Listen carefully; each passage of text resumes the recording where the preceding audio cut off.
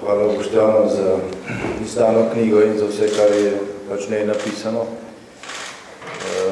V zadnjem času veliko sodelujem na predstavitvah novih knjig, ki so išle letos.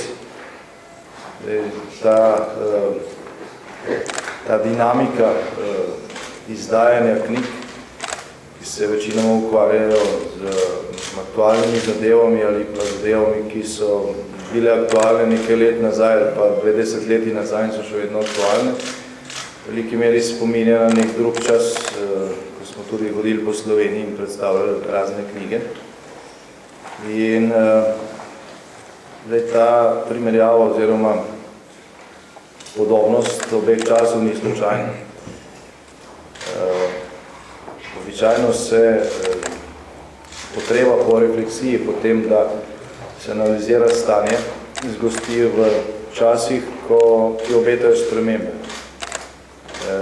Ali bolje rečeno, v časih, ki so krizni. Takšni časi so bili, kot je že dr. Šturm omenil, tam na začetku slovenske pomladi, leta 87, 88, 89, takrat je išlo nekaj izjemno pomembnih knjig, ki so spremenile tok dogajanj v Sloveniji. Naj spomnim samo na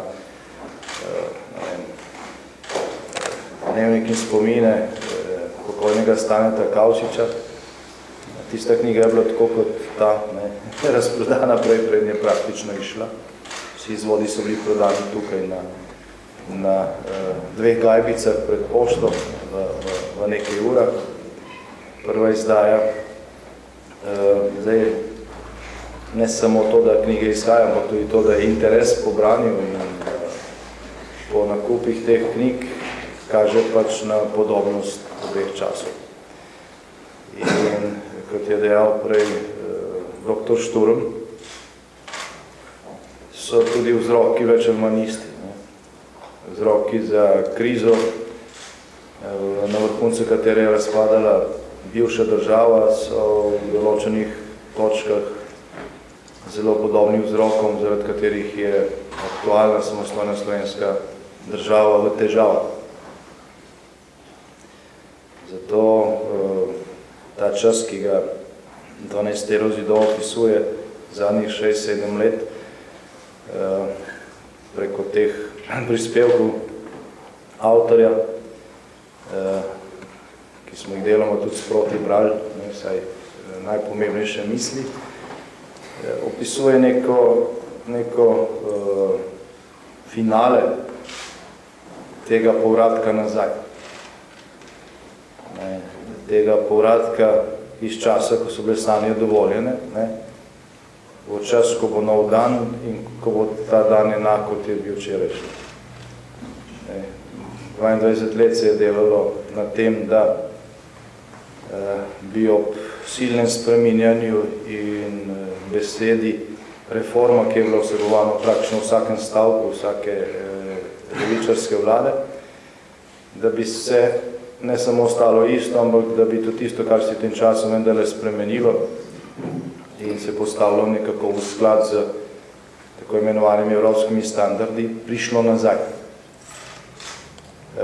Najprej pod drugimi imeni, ravno v tem obdobju, o katerem govori ta knjiga, pa kar pod istimi imeni in ne samo pod istimi imeni, ampak pod istimi simboli.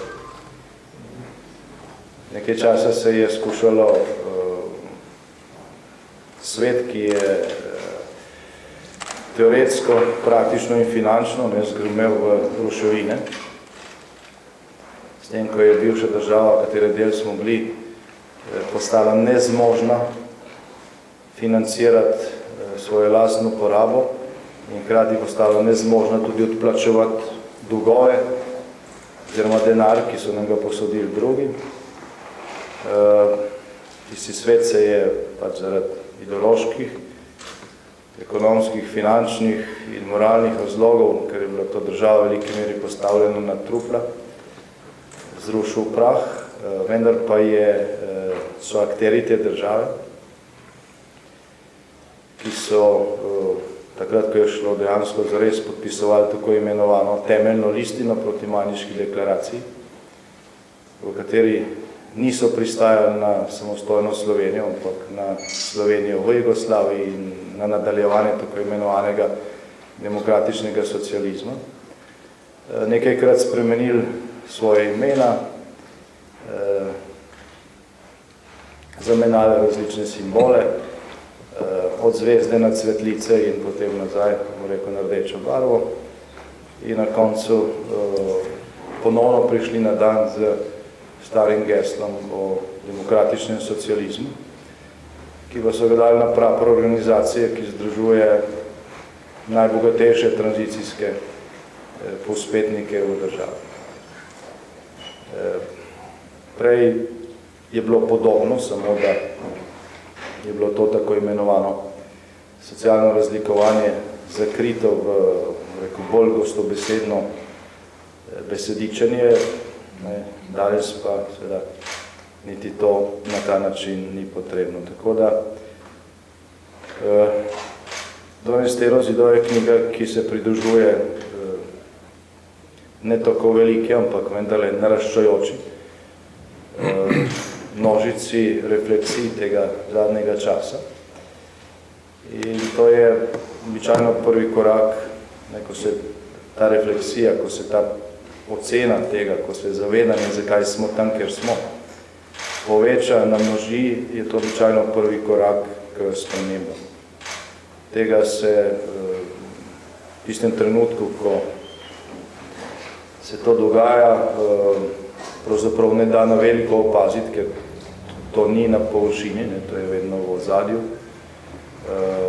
vendar pa je to običajno začetek potrebnih sprememb, ki vendarle pripeljejo do tem našem primeru, seveda do neke dokončne vzpostavitve normalnosti. Jaz dvomim, da bomo Slovenci ponovno tako naivni, da bi isto stvar po drugimi imeni kupili še enkrat in plačali za to ponovno ceno, ki smo že nekajkrat plačali. Ko je tam leta 88 išla v neki podobno vezanje, ampak precej tanjši brošuri pisateljska ustava, mislim, da ni bilo nikogar v Sloveniji, ki bi verjel, da bo čez 2-3 leta tisto besedilo, ki je šlo v neki brošuri, postalo v svojih temeljnih tezah, v svoji temeljni vsebini osnova ustave samostojne slovenske države. Se je to vendarle zgodilo. Da pisana beseda, refleksija, ki zadene bistvo, je vedno tisti prvi kamen, ki pač povzroči spremembe, več je tega, hitreje do teh sprememb pride. Seveda pa je to, kar je v tej knjigi in je nastajalo zadnjih 6-7 let, tudi neko opozorilo o tem, kakšno ceno se plača za zamudništvo.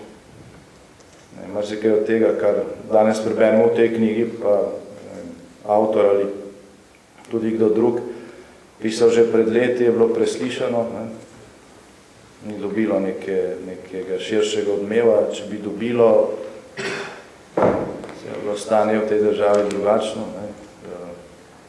rezultati ne bili takšni, kot so. Ne bi živeli v okolju, ker je edino strinjanje o tem, da so stvari slabe, o tem se vsi strinjamo, kar veliko pove o tem okolju in o nas samih, ampak verjetno bi že kakšen korak naprej na poti iz te krize. Tako pa vse bolj ta primerjava, ki je možna na ravni govorice, poimenovanj, opletanjem z demokratičnim socializmom in nenazadnje simboli propadle države in propadlega režima, dobijo podobnosti tudi v bistveno bolj resnih in zastrašujočih zadevah, kot so na primer številke. Včasih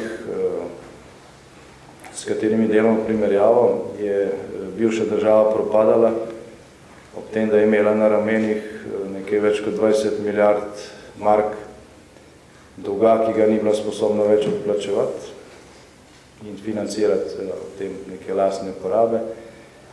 Spomnimo se časov par benzina na bone, pomanjkanja v trgovinah in tako naprej. In to ne zaradi kakšne svetovne krize, ampak ker se je že v naši soseščini, v Trstu, Celovcu in tako naprej, so se trgovine šibile od vseh teh dobroti, so Slovenci tja množično hodili nakupovati, ampak zaradi lastnih zgrešenih konceptov.